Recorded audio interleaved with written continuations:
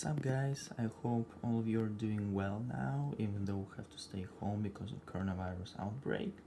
Right now the time is 5:40, so it's gonna be like a self-made presentation. I'm gonna record everything myself because obviously all my parents, all members of my family are asleep now. It's gonna be just me. My name is Sergey. Yeah, I hope you see me now. This is not the format we're used to, but I'm gonna try my best. Hope you will like it. So, Barcelona Pavilion case. At first, let's start with the reading analysis. We'll talk about the author of it. Barcelona Pavilion has been presented and inaugurated on May 27 in 1929 for the International Exposition in Barcelona. The designer of pavilion is German-American architect Ludwig Mies van der Rohe, known as a pioneer of modernist architecture. What about him? Well, he was born in 1886 in the Kingdom of Prussia. He started his architectural career in 1908 when he worked at one of the studios where he was exposed to German culture. But in 1912 he decided to start the independent career, his own one, and his main job, what he was dedicated to, was creating the buildings for the upper class people, for the richer ones. And he was working in the style which is called traditionalism. But after the World War One, the traditionalism has got under attack, and it was criticized for lacking of the new modern construction technologies. And that was a period of time when I'm gonna call this guy Mies. It's gonna be easier for me. Mies decided to transit from traditional style to modernism, and he became a modernist architect. So his first famous masterworks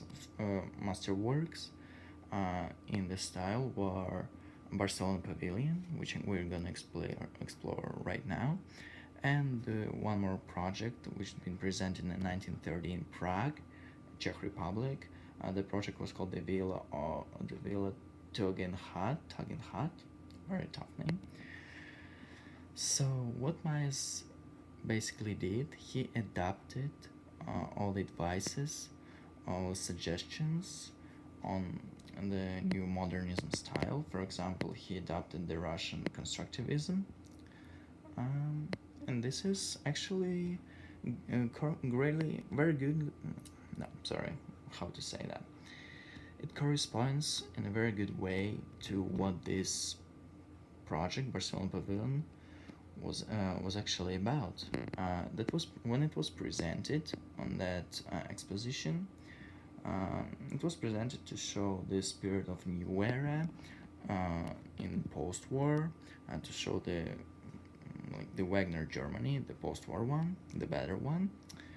So it shows the new era after war, and it also shows the era of modernism, of modern architecture.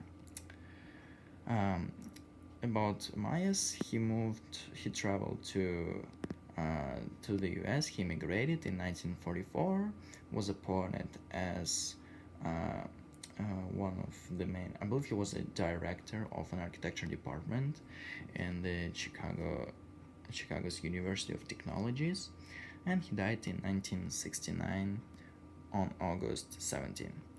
So now let's talk about the Barcelona Pavilion. Let's go over the floor plan at first. This is actually a standard one. The thicker walls are the standard walls, like the construction, the structure. We're gonna talk about it later when we'll go over the graphic analysis. The thinner walls you see, which doesn't have that high value, it's the glass wall. These are the glass walls. These doors you can see there, they've been on our plans, but on some of the videos I was watching, the videos of pavilion, which people made to show what the pavilion looks like in our days. These doors were missing there. They are missing there. So it's a little bit different from what we have here, but I don't think it's a big deal. We have some stuff here like chairs, doors, and etc. Swimming pool. Yeah, this is our floor plan. All the drawings are made in scale, in architect scale, 1/8 inch to 1 feet, to 1 foot.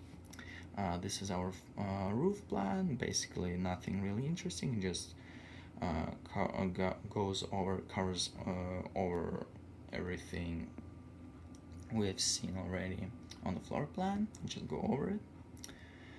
Yeah, this is how the roof looks like. There is a bench over there. It's just under the sky. There is no cover over it. And there's our elevations. You see, I put some gray color here to show that there is a glass wall in front of the just a standard one, so it hides it a little bit. This diagonal line over there on this platform is the ladder we need to move up by. Yeah, the pavilion stands on the platform. You can see that. The total height of the pavilion, according to information I found in the internet, is about 13 meters. I don't know if it's right or not, but that was the only thing I found. Unfortunately, internet doesn't provide too much info on this pavilion, on this case. There is our north elevation, exactly the opposite side of south. West elevation and east elevation, they're pretty standard. On east elevation you can see the stairs.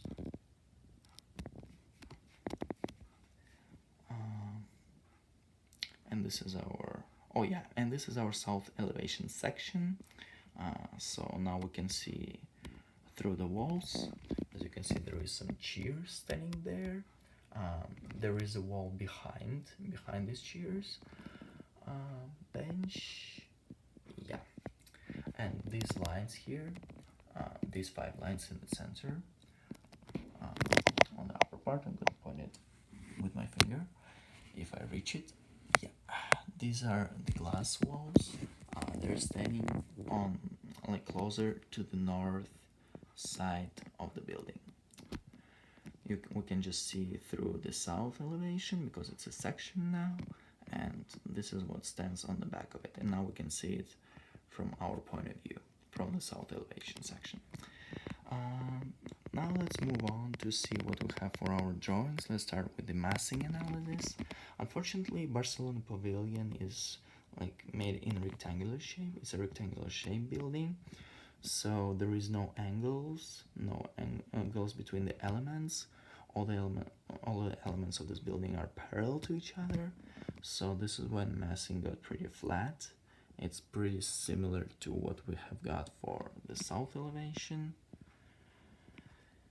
but I tried to show at least which wall stands closer to us by increasing the value of the pencil. You see, this wall stands closer to us, as well as the roof on the glass wall, and the bench stands a little farther away from us. Geometry analysis, it's a little bit messier. Probably it seems like a mess, but actually it's not. I'm gonna go over it now. These lines, you see the ones which go across the whole area of this building. I just wanted to show that this central part of the building is made in rectangular shape. And there's also an entrance, like the ladder you need to move up by. It's not in rectangular, or probably it's even in rectangular, yeah. It's still a rectangular shape, by the way. The same goes for our swimming pool, additional room over there, those lines across. And this part of the building here, as far as you know, there is some chairs, and there is a wall, glass wall, and one more wall which stands perpendicular to both of those. And I drew these triangles to show you that there is both ways to go around this wall. You can go on this side, coming in from here. You can go around. It's just the wall in the middle of the room. And now let's move on to the structure analysis. This is this is the easiest one. It just like the basic structure, the one which holds the building up.